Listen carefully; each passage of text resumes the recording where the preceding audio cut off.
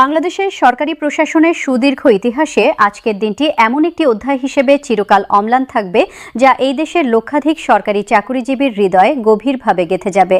প্রতিটি সরকারি কর্মচারী যিনি দিনের পর দিন, মাসের পর মাস, বছরের পর বছর অপেক্ষার দীর্ঘ পথ পেরিয়ে এসেছেন, যিনি পরিবারের মুখের দিকে তাকিয়ে মনে মনে কেবল একটাই প্রশ্ন করেছেন যে এই কষ্টের কি কোনো শেষ নেই, যিনি রাজপথে নেমে নিজের ন্যায্য অধিকারের দাবিতে কণ্ঠ উঁচু করেছেন এবং যিনি দেশ ও মানুষের সেবায় নিজেকে উৎসর্গ করেও ন্যায্য পারিশ্রমিক পাননি। আজ তার জীবনে একটি নতুন ও আলোকময় সূর্যোদয়ের সূচনা হলো। আজ রাজধানী ঢাকার অতিথি ভবনে সরকারের সর্বোচ্চ নীতি নির্ধারণী পর্যায়ের একটি অত্যন্ত গুরুত্বপূর্ণ, ঐতিহাসিক এবং উচ্চ পর্যায়ের রুদ্ধদ্বার বৈঠক সম্পন্ন হয়েছে। সেই বৈঠকে নবম জাতীয় পে স্কেল চূড়ান্তভাবে অনুমোদন লাভ করেছে এবং একই সাথে দেশের 22 লক্ষেরও বেশি সরকারি চাকুরিজীবীর জন্য তিনটি অত্যন্ত গুরুত্বপূর্ণ, যুগান্তকারী এবং সুদূর প্রসারী সিদ্ধান্ত ঘোষণা করা হয়েছে।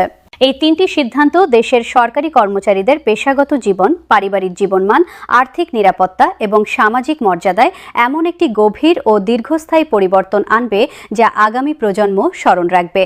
আজকের এই ঐতিহাসিক বৈঠকে সভাপতিত্ব করেন গণপ্রজাতন্ত্রী বাংলাদেশ সরকারের প্রধানমন্ত্রী তারেক রহমান। বৈঠকের প্রথম মুহূর্ত থেকেই প্রধানমন্ত্রী তারেক রহমান পে কমিশনের কার্যক্রমে যে অস্বাভাবিক ও অযৌক্তিক দীর্ঘসূত্রিতা পরিলক্ষিত হয়েছে সে বিষয়ে অত্যন্ত কঠোর ও সুস্পষ্ট ভাষায় তার গভীর অসন্তোষ প্রকাশ করেন।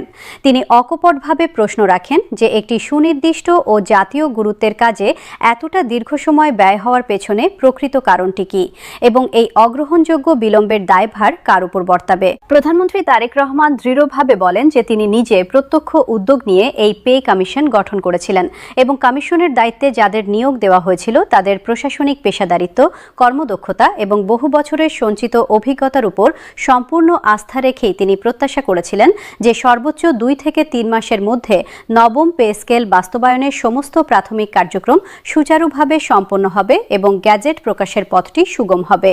কিন্তু বাস্তব পরিস্থিতি একটি সম্পূর্ণ ভিন্ন ও হতাশাজনক চিত্র সামনে এনেছে।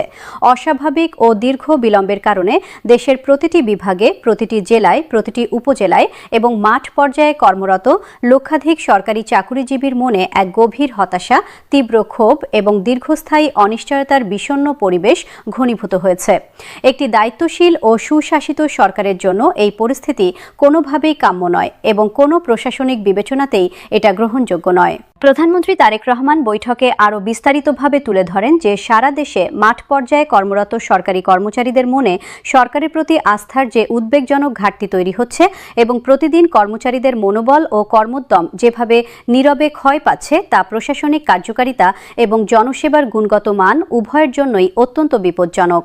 প্রধানমন্ত্রী বলেন যে কর্মচারীদের মনে এই ক্ষোভ ও হতাশা যদি আরও দীর্ঘ সময় ধরে পুঞ্জীভূত হতে থাকে তাহলে রাষ্ট্রীয় সেবা প্রদানের সামগ্রিক কাঠামো একটি অপূরণীয় ক্ষতির মুখে পড়বে, যার প্রভাব থেকে দেশের কোটি মানুষও রেহাই পাবে না। এই বাস্তবতার আলোকে প্রধানমন্ত্রী তারেক রহমান অত্যন্ত দৃঢ়, কঠোর এবং সুস্পষ্ট নির্দেশনা প্রদান করেন যে আগামী 9 এপ্রিল থেকেই নবম পে স্কেল পূর্ণাঙ্গভাবে কার্যকর করতে হবে এবং তার পূর্বেই অর্থাৎ 4 এপ্রিলের মধ্যে চূড়ান্ত গ্যাজেট আনুষ্ঠানিকভাবে প্রকাশ করতে হবে।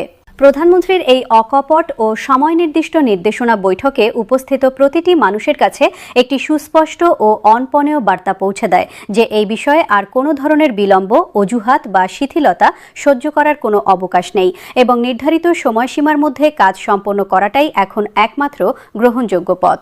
প্রধানমন্ত্রীর এই কঠোর ও জরুরি নির্দেশনার প্রেক্ষিতে বৈঠকে উপস্থিত অর্থ মন্ত্রণালয়ের দায়িত্বশীল মন্ত্রী জনাব আমির খসরু মাহমুদ চৌধুরী কোনো দ্বিধা বা সংশয় ছাড়াই তাৎক্ষণিকভাবে প্রধানমন্ত্রীর সাথে সম্পূর্ণ ঐকমত্য প্রকাশ করেন। তিনি বলেন যে প্রধানমন্ত্রী তারেক রহমান নবম পে স্কেল 9 এপ্রিলের মধ্যে পূর্ণাঙ্গভাবে কার্যকর করার যে দৃঢ় সংকল্প ব্যক্ত করেছেন তা এই মুহূর্তে সরকারের জাতীয় অগ্রাধিকারের তালিকায় সর্বোচ্চ স্থানে উঠে এসেছে। দেশের সরকারি কর্মচারীদের মধ্যে বেতন বৃদ্ধির বিষয়ে দীর্ঘদিন ধরে যে সংশয়, অনিশ্চয়তা এবং গুজবের পরিবেশ তৈরি হয়েছে তা এখনই সম্পূর্ণরূপে দূর করা অপরিহার্য হয়ে পড়েছে। তাই গ্যাজেট প্রকাশ এখন বাধ্যতামূলক এবং পেছনে ফিরে তাকানোর আর কোনো সুযোগ নেই। অর্থমন্ত্রী আরও সুস্পষ্টভাবে নিশ্চিত করেন যে সংশ্লিষ্ট সকল দাপ্তরিক কার্যক্রম, প্রয়োজনীয় হিসাব নিকাশ, আইনি প্রক্রিয়া এবং প্রশাসনিক প্রস্তুতি ইতিমধ্যে সম্পূর্ণভাবে শেষ হয়েছে। তাই আগামী 9 এপ্রিলের মধ্যে পূর্ণাঙ্গ গ্যাজেট প্রকাশ করা সরকারের পক্ষে সম্পূর্ণ সম্ভব এবং সেই লক্ষ্য অর্জনে অর্থ মন্ত্রণালয় সম্পূর্ণ প্রস্তুত ও দৃঢ়ভাবে অঙ্গীকারবদ্ধ রয়েছে।